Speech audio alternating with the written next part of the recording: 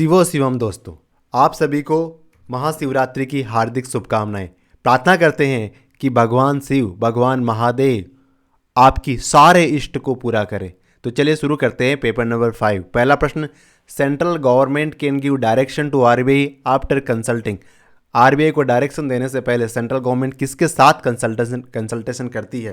तो ये करती है गवर्नर ऑफ आरबीआई। जो गवर्नर साहब है ना, उनके साथ बातचीत करती है सेंट्रल गवर्नमेंट, उसके बाद में आरबीआई को डायरेक्शन इशू किए जाते हैं। अगले प्रश्न पे चलते हैं।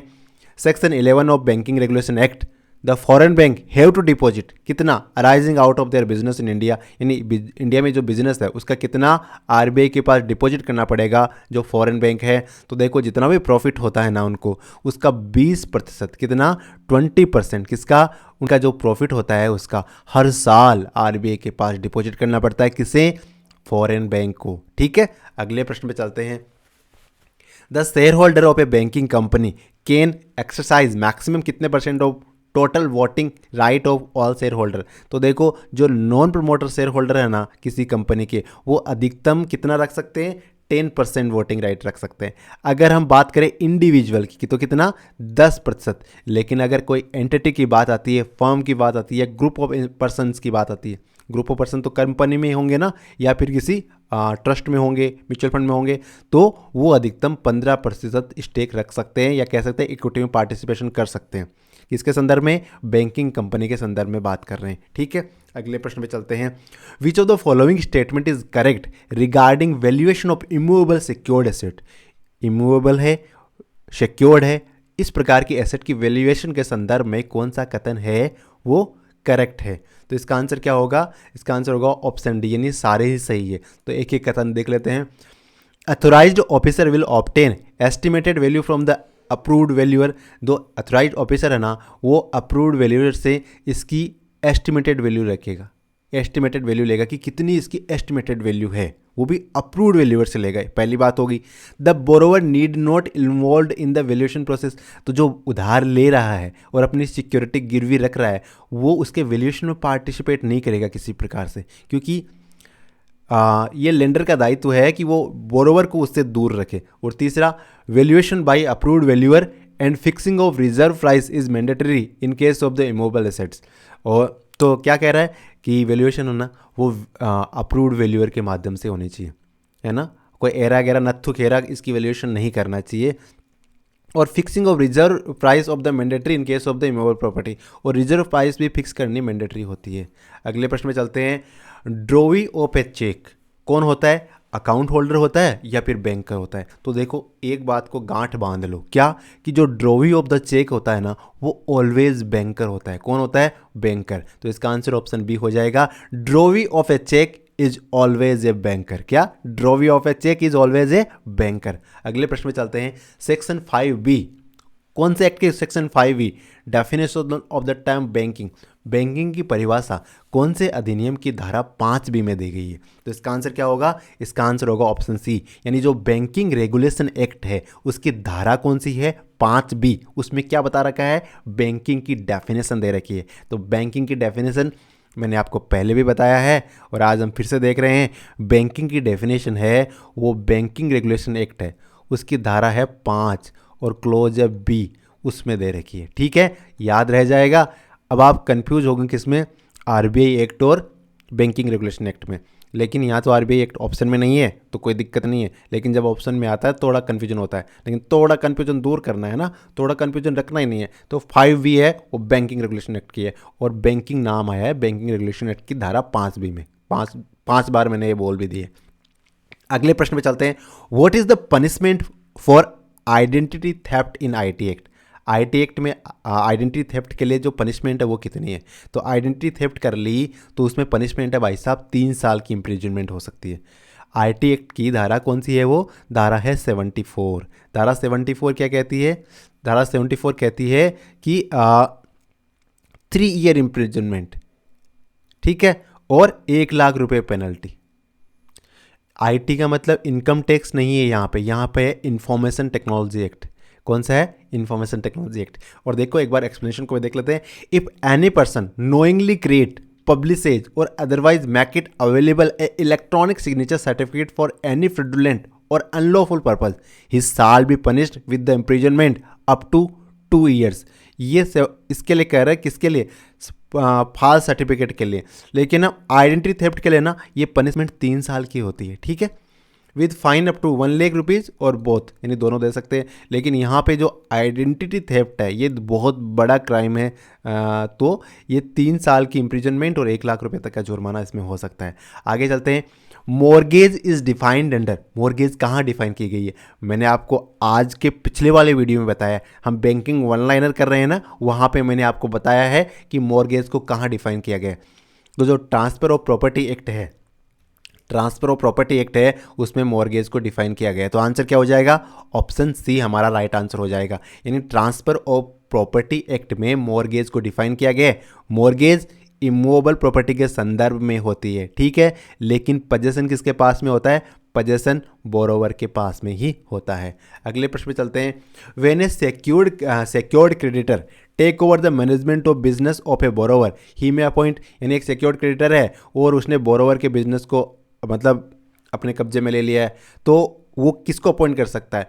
As many person as it think fit for the debtor administration of the business of that borrower as the case में बी। यानी जो बोरोवर का बिजनेस है उसको हैंडल करने के लिए जितने लोगों की आवश्यकता हो सकती है ना, उतने लोगों को अपॉइंट कर सकता है, कोई दिक्कत नहीं आ रही है, ठीक है।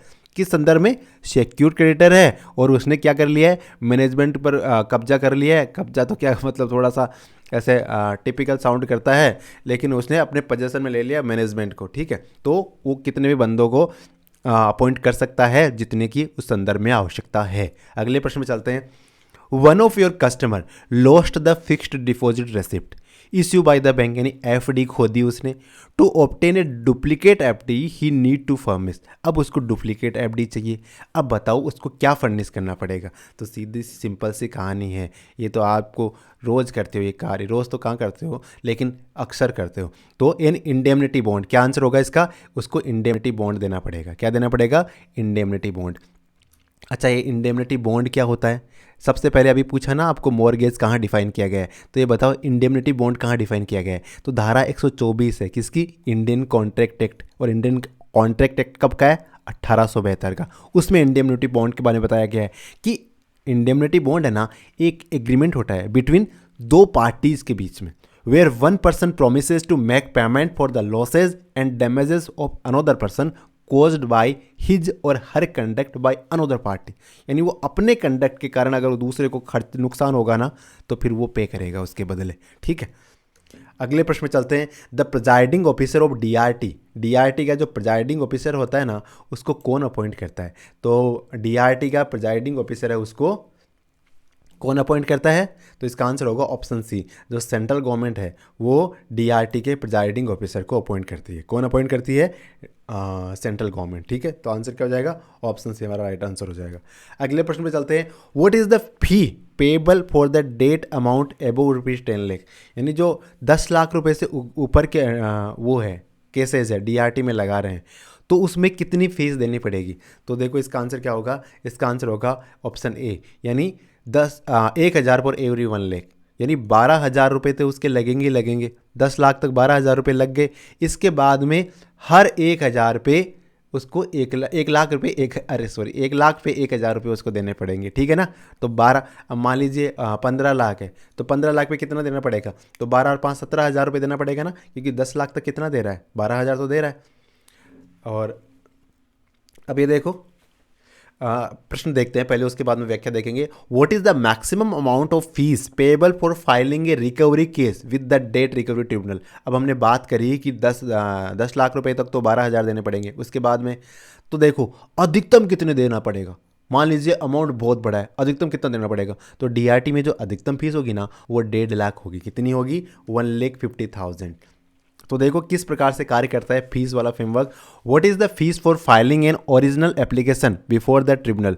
तो the fee payable as per rule 7 of the debt recovery tribunal rules 93 is 12,000, where an amount of debt due is ₹10 lakh. 10 lakh तक था तो 12,000, और फिर 12,000 प्लस 1,000 पर एवरी 1 लाख बात कर ली। लेकिन अगर हम बात करें 1 लाख बढ़ता गया, अधिकतम कितनी फीस हो सकती है? तो अधिकतम हो सकती है 1,50,000। कितनी? 1,50,000 अधिकतम फीस हो सकती है। तो प्रश्न क्या बनेगा, दोनों तीनों प्रश्न बन रहे हैं ना, वो दोनों तीनों प्रश्न मैंने आपको दे दिए। ठीक है। What is the fee for review application? अच्छा, रिव्यू एप्लीकेशन के लिए फीस क्या होगी? तो the fee for review application is 50% the fee paid for, मतलब ओरिजिनल एप्लीकेशन। ओरिजिनल एप्लीकेशन के लिए जितनी फीस दी गई थी ना, तो रिव्यू एप्लीकेशन के लिए उसका 50% मांगा जाएगा। कितना? 50%। ठीक है। अगले प्रश्न में चलते हैं। Mister Raj, one of your customer, has deposited an outstation cheque for collection. यानी राज साहब है, उन्होंने आउट स्टेशन चेक दिया है कलेक्शन के लिए, और before receiving the proceeds receive हुई नहीं, उससे पहले राज साहब चले गए, he expires. Now in realisation for the amount should be credited to. अब जो अमाउंट होगी ना, वो कहाँ क्रेडिट होगी? राज साहब ने चेक पहले दे दिया, उसके बाद में राज साहब शांत हो गए, यानी एक्सपायर हो गए। अब बताइए वो पैसा अब रियलाइज हो गया, अब कहाँ डालोगे आप उसे? The account of late mister Raj, suspense account pending court order, the account of the legal heirs nominee, or sundry creditor account. तो देखो इसका आंसर होगा ऑप्शन सी, यानी जो लेट राज साहब का अकाउंट है ना, उसी के उनके खाते में ही डालोगे, उनके खाते में डालना पड़ेगा। तो देखो account of the mister late Raj sahab, इनके खाते में डालना पड़ेगा। क्यों? क्योंकि उन्होंने पहले ही चेक जमा करा दिया था उस संदर्भ में, क्योंकि वो दूर था, आउट स्टेशन के लिए गया था, इस कारण उसमें समय लगे, अन्यथा तो वो खाते में आ ही जाता। और सीधा सीधा बात है, उनके खाते में जो इनका हक रहेगा, मतलब मिस्टर राज का अकाउंट है, तो हक किसका रहेगा? तो हक ऑब्वियसली जो सिमरन है उनका रहेगा, है ना। तो जो मतलब ये सिमरन जी नॉमिनी होंगे उनके, क्योंकि थोड़ा सा, चलो सिमरन जी के लिए थोड़ा संवेदना तो है हमारे मन में, लेकिन चलो राज साहब चले गए तो क्या कर सकते हैं। चलिए अगले प्रश्न पे चलते हैं। A bank has lent of ₹8 lakh. A bank has lent ₹8 lakh to a private limited company to purchase a pickup van. ठीक है। Therefore the bank charge, तो बैंक चार्ज करेगा कहाँ पे? Has to registered with RTO ROC, यानी मतलब 8 लाख रुपए का लोन दिए एक व्हीकल खरीदने के लिए, वैन खरीदने के लिए। अब उसका चार्ज कहाँ पे क्रिएट होगा? तो जो RC है ना, RC, उस पर चार्ज क्रिएट होगा, और has to be registered with RTO। तो RC कहाँ रजिस्टर होती है? RTO के पास में। तो इसका आंसर क्या हो जाएगा? ऑप्शन ए हो जाएगा। बाकी इससे तो आप विदित हो, इसमें कोई समस्या नहीं है। What are the main feature of SARFAESI act 2002? SARFAESI act 2002 की क्या विशेषता है?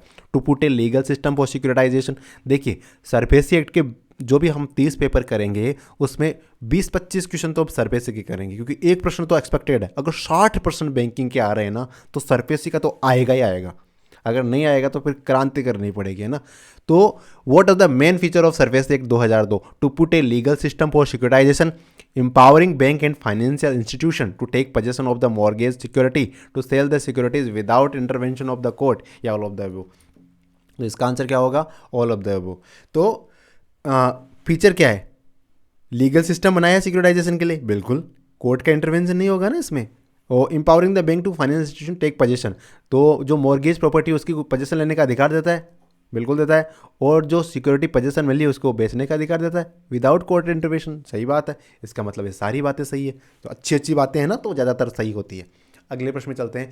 In an account is classified A high risk, यानी कोई अकाउंट है वो हाई रिस्क के तौर पे क्लासीफाई किया गया है। The phrase KYC document are to be obtain from the year, ये मैंने बता चुका हूँ कि अगर कोई हाई रिस्क का अकाउंट है तो उसकी KYC हर 2 साल में करनी पड़ेगी। कितने समय में? हर 2 साल में। तो ऑप्शन डी हो जाएगा। अगले प्रश्न में चलते हैं। As per section 269T of income tax act, in case bank pays the principal plus interest or interest of term deposit above the prescribed limit, in case penalty will be, कितनी penalty होगी उसके संदर्भ में? तो देखो equal to the amount paid. क्या कह रहा है एक बार फिर से देखते हैं कि the age per section 269T है IT एक्ट का।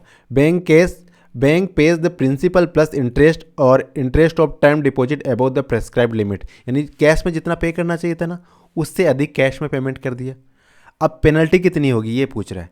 IT एक्ट के 269 में टी में दे रखा है कि इतना पैसा आप कैश में पेमेंट कर सकते हो, उसके बाद नहीं कर सकते। तो उसके बाद में बैंक ने अगर कैश में दे दिया तो बैंक पे पेनल्टी लगेगी, कितनी लगेगी? तो इसका आंसर है ऑप्शन डी, यानी जितना पैसा उसने एक्स्ट्रा, बैंक ने एक्स्ट्रा कैश में पेमेंट किया है ना, वो पैसा एज ए पेनल्टी बैंक के लगेगी। ठीक है, तभी तो अगली बार नहीं देगा ना, चमराट सही होगा, ढंग से होगा। तो देखो Section 269T prohibit any person to repay the loan or deposit or specified sum otherwise than an account pay check or account pay bank draft or by use of electronic clearing system through a bank account. If amount of loan or deposit include interest amount of rupees 20,000 or more, अगर 20,000 से ज़्यादा है ना, तब आप cash में नहीं कर सकते, आपको चेक के माध्यम से करना पड़ेगा. The aggregate amount of loan or deposit include the interest amount held by such person is own name or jointly with any person rupees 20,000 or more. The nutshell, a person cannot repay the loan or deposit in cash if the amount is 20,000 or more. ठीक है, ये 269T कह रही है IT act की. अब आप कहोगे कि हम तो आरबीआई एक्ट और बीआर एक्ट पढ़ के थक गए, अब आईटी एक्ट और पढ़े. नहीं नहीं, जो महत्वपूर्ण चीज़ें, जो महत्वपूर्ण सेक्शन जो हमारे banking day to day business में काम आते हैं वो तो देखने पड़ेंगे, बाकी ध्यान देने की आवश्यकता नहीं है. BCSBI has in collaboration with the Indian Bank Association evolved 2 code. BCSBI ना IBA के साथ में 2 कोड बनाए. कौन कौन से? एक तो code of bank commitment to customer, code of bank commitment to senior citizen, या code of bank commitment to micro and small enterprises. तो देखो इसका आंसर होगा ऑप्शन बी, यानी जो 1 नंबर का कोड और 3 नंबर का कोड है ना, ये बनाया किसने? BCSBI ने IBA के साथ मिलके. कौन कौन से कोड है? तो पहला है code of bank commitment to customer, customer के साथ कमिटमेंट का कोड. एक code of bank commitment to micro और स्मॉल प्राइंट. सीनियर सिटीजन का कोई कोड ऐसा बनाया नहीं है, तो ये है नहीं, तो इसका आंसर ऑप्शन बी हो जाएगा 1 और 3. अगले प्रश्न में चलते हैं. In case of jointly operated locker, jointly operated locker है, राइट ऑफ नॉमिनी कब स्टार्ट, नॉमिनी का राइट कब स्टार्ट होगा? Only after the death of all locker holder या immediately after the death of any hirer. तो मतलब देखो, जो जॉइंट अकाउंट होल्डर होते हैं ना, चाहे वो लोकर के संदर्भ में हो या फिर सामान्य खाते के संदर्भ में हो, उसमें नॉमिनी का है ना अधिकार तभी अराइज होता है जब दोनों जितने भी जॉइंट अकाउंट होल्डर है ना वो सारे सलट जाएं. ठीक है, तब तक नॉमिनी का अधिकार इवॉल्व नहीं होता. तो इसका आंसर क्या हो जाएगा? ऑप्शन ए, यानी only after death of all locker holder के बाद ही नॉमिनी का जो अधिकार है वो अराइज होगा. ठीक है, आगे चलते हैं. As per KYC guideline which one of the following customer is having high risk. KYC guideline के अनुसार कौन से कस्टमर वो हाई रिस्क कैटेगरी में आते हैं? तो सेंट्रल गवर्नमेंट एम्प्लॉय, अरे ये तो नहीं आएंगे, स्टेट गवर्नमेंट वाले भी नहीं आएंगे, स्मॉल बिजनेस वाले भी नहीं आएंगे, लेकिन जो पॉलिटिकली एक्सपोज्ड पर्सन है ना और विदेशों में रह रहे हैं, पॉलिटिकली एक्सपोज्ड पर्सन और विदेशों में रह रहे हैं, वो किस में आएंगे? हाई रिस्क कस्टमर में आएंगे. और उनकी केवाईसी आपको हर 2 साल से लेनी पड़ेगी, है ना. कितने समय में? हर 2 साल में लेनी पड़ेगी. अगले प्रश्न में चलते हैं. लोन टू वैल्यू शॉर्ट में क्या कहते हैं? जैसे LTV, ratio against pledge of gold ornament and jewellery for non agricultural purpose should exceed of the value of the gold ornament and should not exceed, should exceed नहीं, तो कितना % से ज़्यादा नहीं होगा उसकी वैल्यू का. अगर हम बात कर रहे हैं कि लोन टू मतलब कितना, जैसे मान लीजिए ऑर्नामेंट है, ऑर्नामेंट की वैल्यू 100 रुपये है, तो उसका कितना लोन किया जा सकता है? अधिकतम 75 रुपये. 100 रुपये का तो 75, तो आंसर क्या हो जाएगा? ऑप्शन बी हो जाएगा, यानी LTV 75% हो सकती है. आगे चलते हैं. Margin money required for educational loan up to rupees 4 lakh. 4 lakh तक का एजुकेशन लोन ले रहा है बंदा, उसके लिए मार्जिन मनी कितनी आवश्यकता होगी? कोई मार्जिन मनी की ज़रूरत नहीं, 5, 10, 15. तो देखो सीधी सी बात है, अगर 4 लाख तक लोन ले रहा है ना एजुकेशन लोन, तब उसमें कोई मार्जिन मनी की आवश्यकता नहीं होती है. ठीक है, 4 लाख तक नो मार्जिन. ठीक है, याद रख लो इसको. ठीक है, अगले प्रश्न में चलते हैं. PT expenses are recorded in which of the following case book. PT expenses record होते हैं कौन सी केस बुक में? तो देखो पीटी केस बुक में, किसमें? पीटी केस बुक में. नॉर्मली क्या होता है, जो कंपनीज है, जो फर्म्स है, बैंकिंग कंपनीज किसी भी मान लो, हर एक जो बड़े खर्चे होते हैं ना, उसके लिए हर से अलग हेड बनाया जाता है. लेकिन जो छोटे खर्चे हैं ना, अब उनके लिए अलग तो हेडिंग दी नहीं जा सकती. ठीक है, तो इसके अंदर संदर्भ में क्या किया जाता है? एक पीटी केस भी मेंटेन की जाती है और उसमें वो खर्चे मेंटेन कर दिए जाते हैं, है ना. तो कहाँ रखे जाएंगे? पीटी केस बुक में रखे जाएंगे. अगले प्रश्न में चलते हैं. In a general form of partnership liabilities of partners, हम बात कर रहे हैं लिमिटेड लायबिलिटी की बात नहीं कर रहे हैं, जनरल फॉर्म ऑफ पार्टनरशिप. तो उस कंडीशन में जो पार्टनर की लायबिलिटीज होती है ना, वो अनलिमिटेड होती है. ठीक है, जनरल पार्टनरशिप में लिमिट अनलिमिटेड, लेकिन अगर लिमिटेड लायबिलिटी है तो लिमिटेड होगी फिर तो. अगले प्रश्न में चलते हैं. Loan to minor can be given in the following case. Minor को लोन दिया जा सकता है, हाँ, कब? In the name of his father. यानी माइनर को उनके पिता के नाम पे दिया जा सकता है, अगेंस्ट डीबीडी नहीं दिया जा सकता, अगेंस्ट एलआईसी पॉलिसी ना, in the name of minor ना, in the name of the father दिया जा सकता है। ठीक है, अगले प्रश्न में चलते हैं। जैसे एजुकेशन लोन हो गया, है ना। अगले प्रश्न में चलते हैं। Ethics is study of, ethics क्या है, किसकी स्टडी है, मॉरल ऑब्लिगेशन की या सेपरेटिंग राइट फ्रॉम रॉन्ग। तो देखो एथिक्स है ना, वो मॉरल ऑब्लिगेशन भी है। क्या है, मॉरल ऑब्लिगेशन। और एथिक्स में क्या किया जाता है, एथिक्स में आइडेंटिफाई किया जाता है कि क्या तो गलत है, क्या सही है, और आपको किसकी तरफ जाना है, आपको सही की तरफ जाना है ना। ना को ऑलवेज ना कहना है, गलत को ऑलवेज ना कहना है। अगले प्रश्न में चलते हैं। How a company insure that proper audience find their YouTube video. एक कंपनी है और उसका यूट्यूब वीडियो है, कोई मतलब उसको सर्कुलेट करना अपने कर्मचारियों में, मान लीजिए एम्प्लॉयज़ में, तो वो कैसे सर्कुलेट कर सकते हैं। Post link on companies blog to the YouTube video, वो अपने कंपनी के ब्लॉग पे यूट्यूब का लिंक, वीडियो का लिंक भेज सकती है, भेज सकती है। There is no method to effectively direct people to company video. अरे ये तो गलत बात हो गई। यूज ऑफ कीवर्ड, या फिर कोई कीवर्ड बता सकते हैं कि भाई कंपनी एबीसी कंपनी वीडियो, तो इस प्रकार भी ढूंढ सकता है बंदा।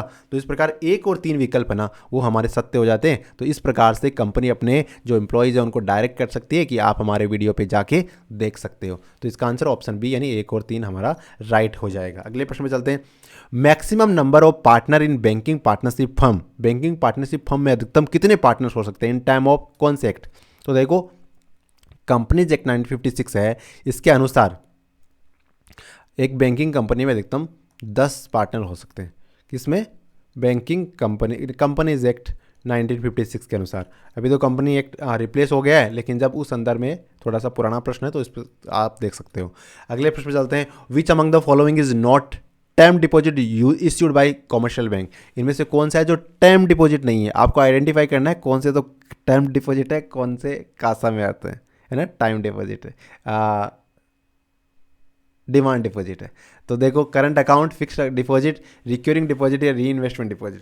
तो आपको सबको पता है जो करंट अकाउंट है वो टर्म डिपॉजिट थोड़ी होगा, करंट अकाउंट टर्म डिपॉजिट नहीं होगा।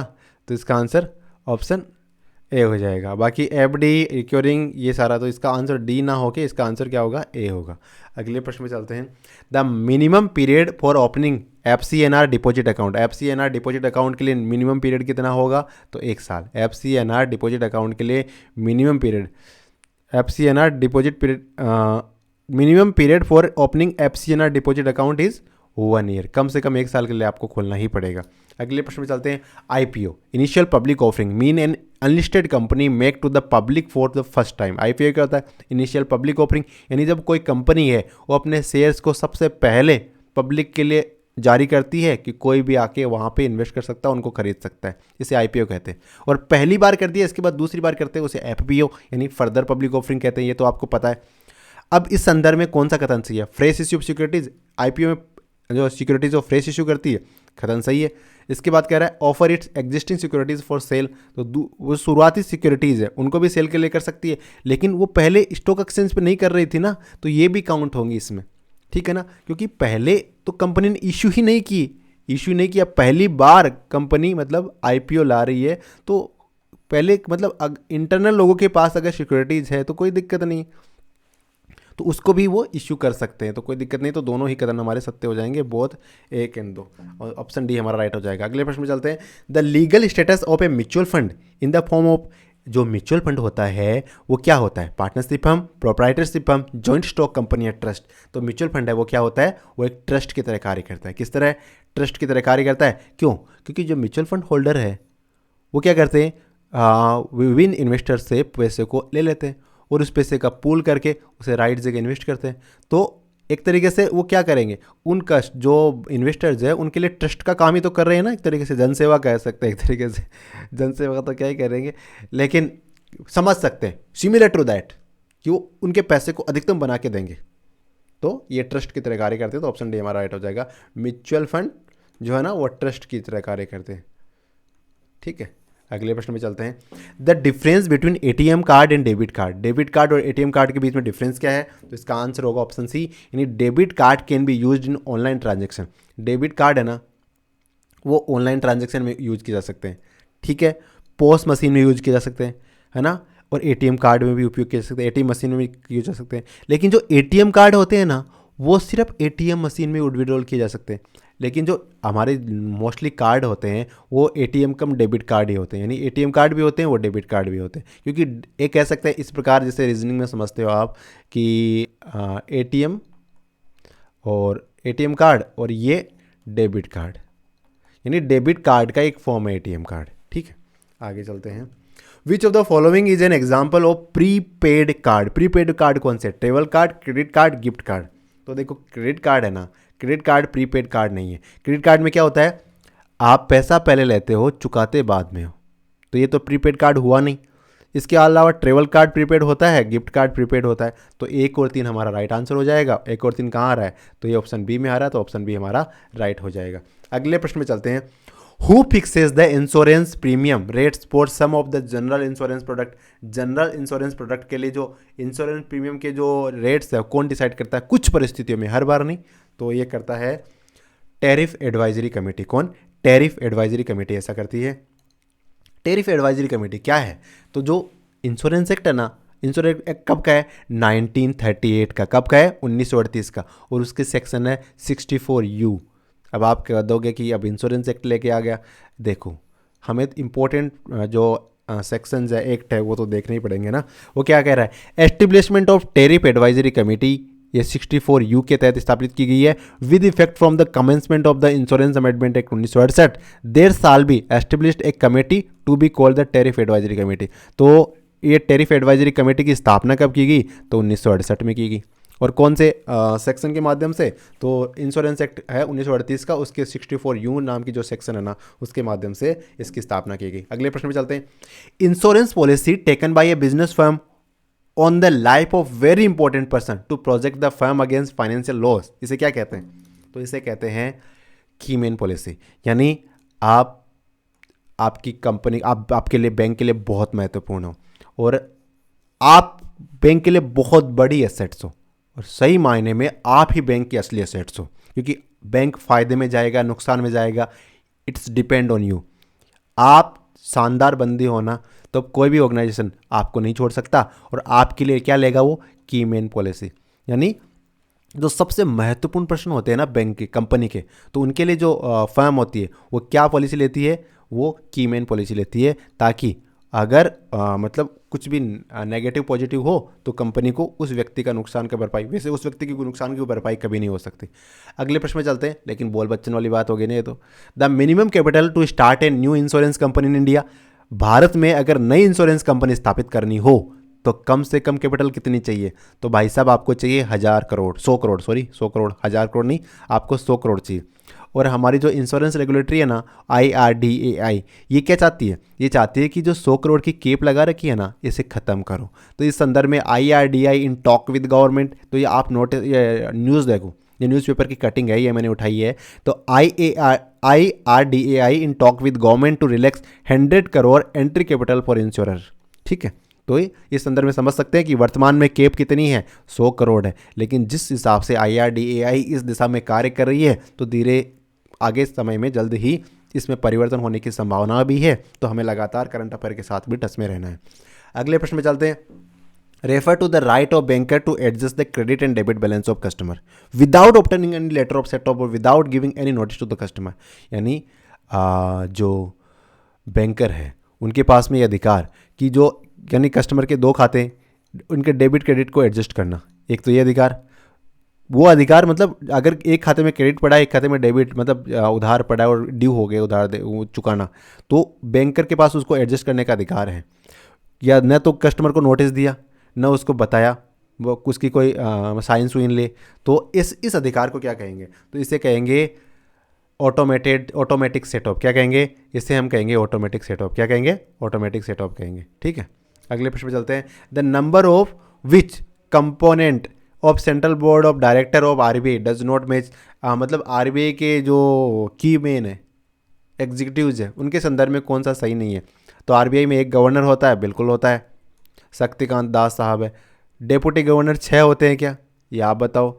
डायरेक्टर 15 होते हैं क्या? सही है। तो डेपुटी गवर्नर 6 नहीं होते, 4 ही होते हैं। ठीक है, तो 4 जो डेपुटी गवर्नर है वो आपको नाम याद होनी चाहिए, और वर्तमान में नवनियुक्त कौन से, सबसे लास्ट में कौन से, वो बतानी चाहिए। अच्छा, पहला गवर्नर मतलब वर्तमान गवर्नर है अपने शक्तिकांत दास साहब, ये कौन से नंबर के गवर्नर है, ये भी इसको भी रिकॉल करो माइंड में रिकॉल करो, अगले वीडियो में बताऊंगा मैं आपको। तो इसका आंसर क्या हो जाएगा, गलत पूछा था तो ये ऑप्शन भी गलत हो जाएगा। अगले प्रश्न में चलते हैं। In the balance sheet of a bank the off balance sheet item are shown as, जो बैलेंस शीट का है उसमें ऑफ बैलेंस शीट आइटम दिखाने हैं, वो कैसे दिखाएंगे, एसेट की जगह लाइबिलिटी की जगह एसेट लाइबिलिटी दोनों की जगह note on the balance sheet. तो जो ऑफ बैलेंस शीट आइटम्स है ना, उनको बैलेंस शीट के नोट्स की तरह दिखाएंगे, नीचे नोट्स में दिखा देंगे, पहले बैलेंस शीट बना देंगे, एसेट्स ये लाइबिलिटीज़, ठीक है, एसेट लाइबिलिटीज़ होगी, मतलब इधर लाइबिलिटीज़ होती है इधर एसेट्स होती है, तो बाद में नीचे हम नोट्स की तरह दिखा देंगे और इसे कहेंगे और notes to the balance sheet हमारा राइट आंसर हो जाएगा। अगले प्रश्न में चलते हैं। A charge created on the asset of the company is required to be registered with ROC, यानी कंपनी की एसेट्स है उस पर चार्ज क्रिएट किया गया, अब आरओसी के पास उस चार्ज को रजिस्टर कराना है, कितने दिन का समय होता है, तो देखो उसमें 30 दिन के अंदर अंदर है ना आरओसी के पास इस चीज़ को रजिस्टर कराना पड़ता है 30 डेज़ के अंदर, है ना। आरओसी क्या होता है, रजिस्ट्रार ऑफ कंपनीज, क्या होता है, रजिस्ट्रार ऑफ कंपनीज होता है।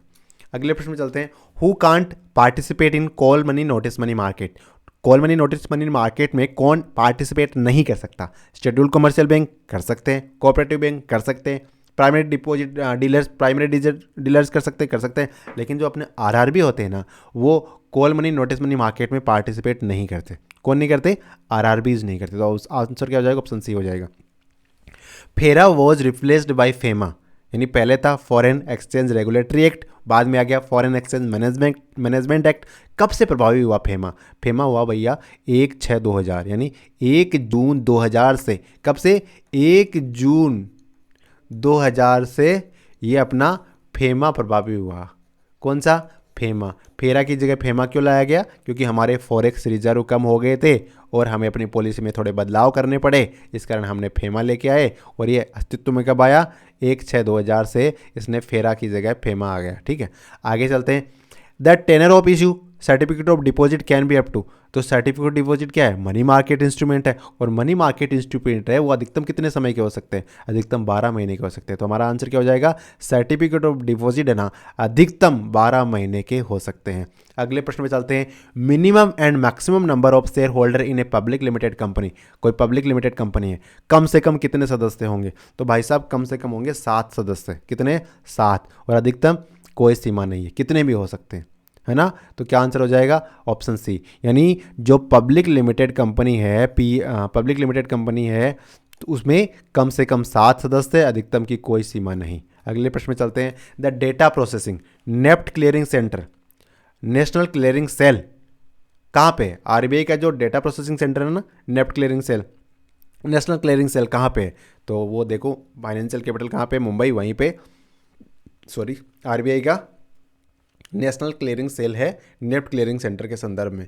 अगले प्रश्न में चलते हैं। Chips started in operation in, chips का मतलब ये नहीं कि वो खाने वाले लेज वाली चिप्स, वो संदर्भ नहीं है, हम चिप्स के बारे में बताएंगे। तो कब स्टार्ट हुआ था, तो 1970 में स्टार्ट हुआ था। और चिप्स है क्या, चिप्स है the clearing house interbank payment system. Chips का फुल फॉर्म क्या है, the clearing house interbank payment system, और ये कहाँ का है, तो यूनाइटेड स्टेट्स का है, और ये प्राइवेट क्लियरिंग हाउस है। ठीक है, और ये किस कार्य करता है, तो लार्ज वैल्यू ट्रांजैक्शन का कार्य करता है। हालांकि इसकी स्पीड है ना वो इतनी शानदार नहीं है, अब इसके सप्लीमेंट्स आ गए हैं। ठीक है, लेकिन जब आया था तब इसकी अलग ही महत्ता थी, अलग ही वैल्यू थी। तो कब इंट्रोड्यूस हुआ था, तो 1970 में, कब, 1970 में चिप्स आया था।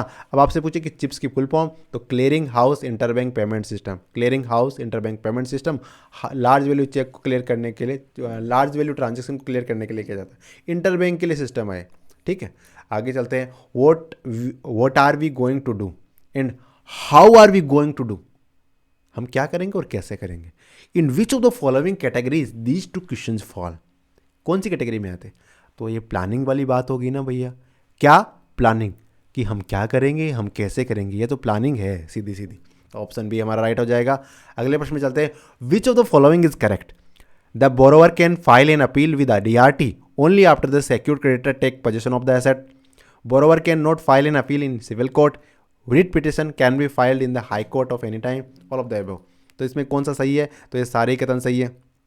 पहला क्या कह रहा है, the borrower can file an appeal with DRT only after the secured creditor take possession of asset, यानी बोरोवर है, अब सिक्योर्ड क्रेडिटर ने क्या किया, पोजीशन ले लिया सिक्योरिटी का।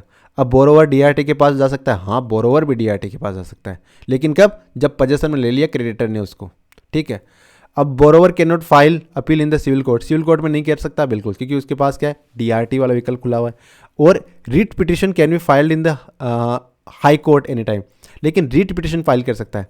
रीट पिटिशन किस में दे रखा है? तो आर्टिकल 32 और 226 इन संदर्भ में रीट पिटिशन फाइल की जा सकती है। आर्टिकल 232 में तो सुप्रीम कोर्ट के अंदर, और 226 में, आर्टिकल 226 है ना अपने कॉन्स्टिट्यूशन का, संविधान का, उसमें हाई कोर्ट में, तो वो हाई कोर्ट के पास जा सकता है, रीट पिटिशन फाइल कर सकता है। और हाई कोर्ट बाद में अगर उनको लगता है तो फिर रीट जारी कर सकते हैं। कौन सी? अधिकार परीक्षा, है ना, अगर पब्लिक लिमिटेड कंपनी है तो, क्योंकि सरकार को ही तो पूछती है ना रीट में, तो वो वैसे पब्लिक इंटरप्राइजेस को भी पूछ सकती है। कौन? हाई कोर्ट, सुप्रीम कोर्ट नहीं पूछती।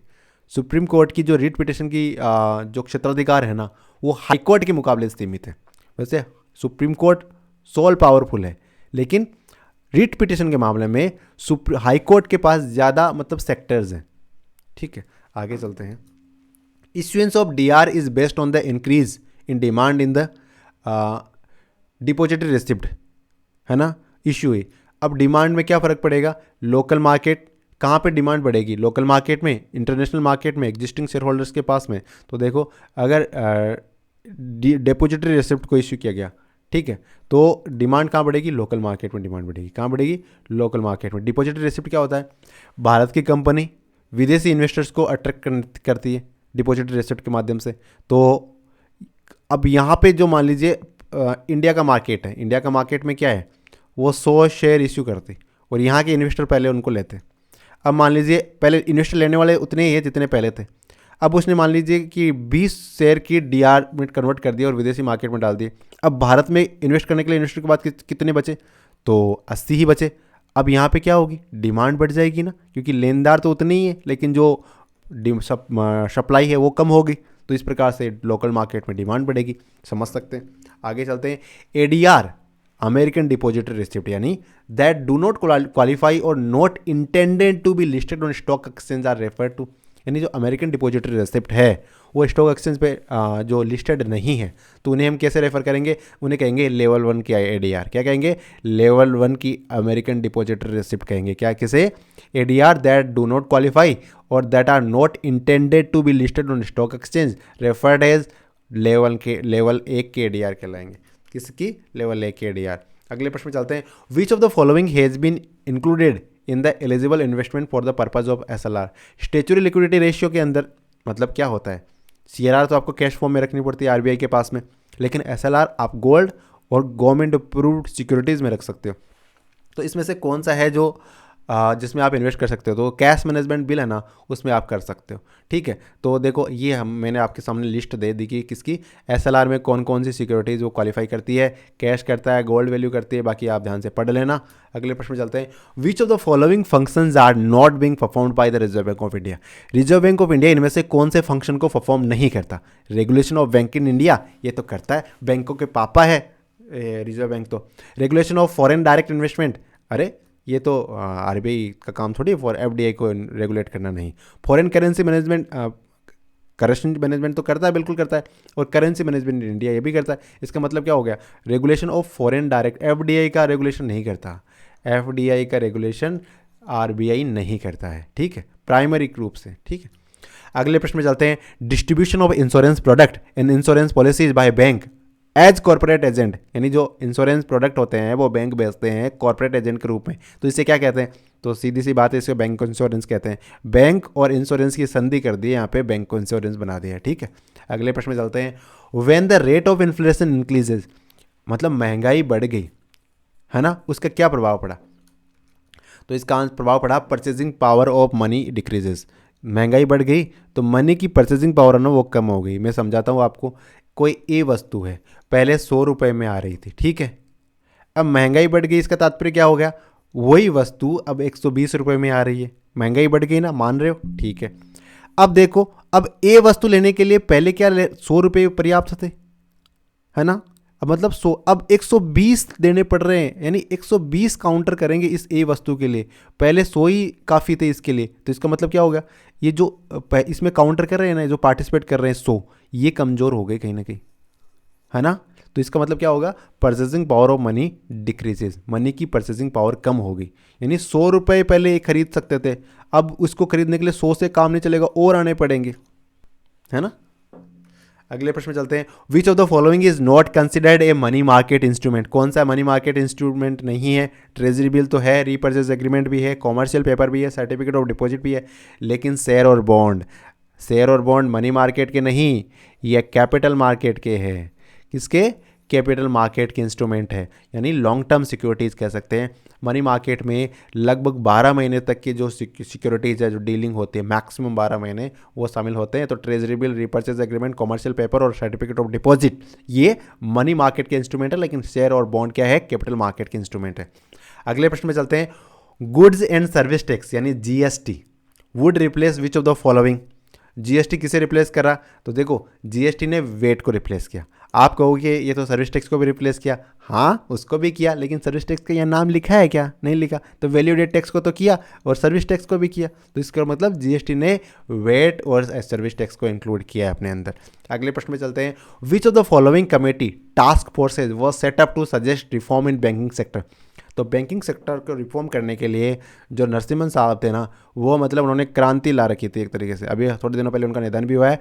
तो इन साहब ने 2-3 बार कमेटी बनी थी, इनकी अध्यक्षता में बनी थी। बैंकिंग सेक्टर में उन्होंने ज़बरदस्त रिफॉर्म किए। 1991 के बाद जो एलपीजी रिफॉर्म आए थे इंडिया में, उसके बाद में बैंकिंग सेक्टर में रिफॉर्म की भी आवश्यकता थी, और उसी संदर्भ में नरसिम्हन कमेटी बनी और उन्होंने बहुत ही शानदार रिकमेंडेशन किया। आज देखो मतलब इनकी दूरदर्शिता देखो नरसिम्हन साहब की, मतलब उस समय 1991-92 में वो परिस्थिति को समझ चुके थे कि किस प्रकार की बैंकिंग की आवश्यकता होगी आने वाले समय में, ठीक है। तो नरसिम्हन साहब ने जो बैंकिंग सेक्टर में रिफॉर्म को रिकमेंड किया था। अगले प्रश्न में चलते हैं। Which of the following is known as plastic money, plastic money के तौर पे कौन जाना जाता है, तो demand draft, credit card, debit card.